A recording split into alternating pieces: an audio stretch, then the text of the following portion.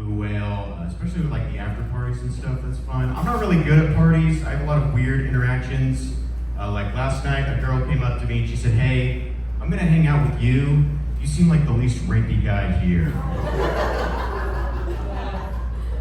It's pretty strong, but I don't know. I was like, okay, that's cool. You can hang out with me, but least rapey does not mean not rapey. So, thank you. I have a lot of weird interactions at parties. Remember a long time ago, a girl came up to me at a party and she said, "Hey, this guy won't leave me alone. He's being really creepy. Can you pretend to be my boyfriend so he leaves me alone?" And I was like, "Yeah, sure, hell yeah, you know." And I got into character. I got a little too into character because the guy came up to her anyway and totally blew me off, walked right by me, went straight for the girl, and he said, "Hey, do you squirt?" I know what you're thinking. Pretty good line. Pretty good. Pretty good. And I was just standing there shocked, and she looked to me for help, you know? So I just put my arm around her. I was like, "Yeah, my girlfriend squirts. She's a squirter." She's great at it, too. I've had a real girlfriend before, though. I have. I once dated a girl, and I liked her a lot. She had body dysmorphia, and that was really tough because I didn't know what she was going through. And I remember she was trying to like explain it to me. She said, "Caleb, when I look in the mirror, I don't like what I see."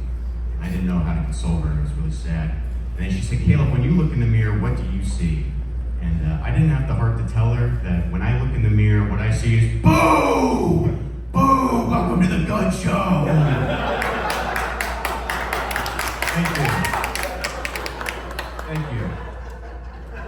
That's a risky joke. I'm always terrified to tell that one. I told that joke last week, and surprise, surprise, it bombed pretty good. And there was like an old lady in the front row, and she could tell I was struggling, and she was like, "You're doing great."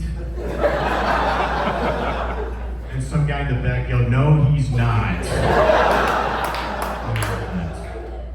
I'm a pretty short guy. I'm 5'5" in heels. Pretty short. If you're a short guy, you can probably relate to this. A lot of bigger guys like to pick you up for fun. You know, like uppy. Let me tell you something. If you're a bigger guy and you pick me up for fun, you're gay. Like whenever I get picked up by a bigger guy, I'm like, dude, just fuck me. Honestly, just get it over with. You guys are a great crowd. I'm happy to be here. I'm always surprised when I get booked on shows because I don't know if you guys had the same problem I had growing up. But when I was in high school, a lot of people would tell me to my face that I look and sound like a school shooter. That was my superlative. That was mine. And I never really knew what to say, so every time they say that to me, I'd just be like, "Thanks." I don't know, I just really...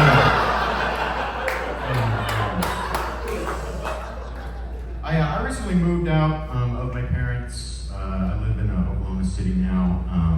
I lived with my parents for a long time. And one thing I loved about living with my parents is I lived down the street from my grandma, and that was awesome. I love my grandma. I used to go down there all the time, like help out around the house and stuff, like do yard work. But she did this really annoying thing. Every time I went over there, she unironically called me Mr. Muscles. Yeah, your laughter hurts a little bit, but that's fine.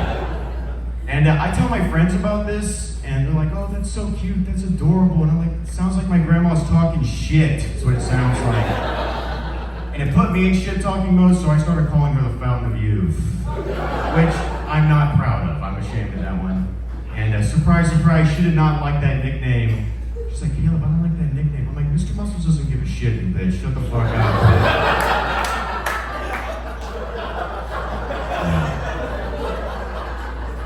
I recently moved out. I live in downtown Oklahoma City now, and I have a pet peeve about living in the city.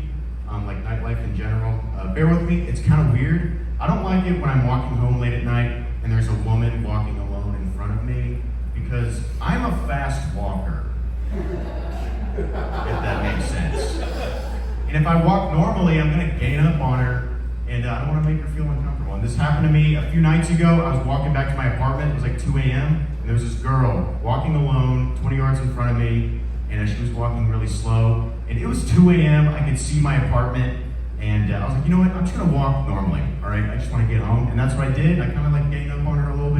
Eventually, she gave me the over-the-shoulder like this, and then she looked back in front of her, and she didn't speed up. It's kind of insulting, I think. Just, like, really? Like, Mr. Muscles is walking behind him, bitch. What do you need to speed up?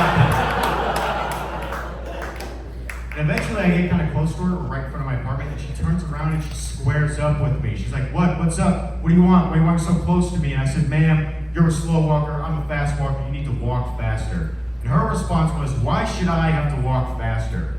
And I'm not really good with confrontation. And I was just trying to be helpful. So my response was, oh, I don't know. Are you trying to get fucking murdered right now? And then she started running. I was like, she should have been the whole time, man, the whole time. Guys,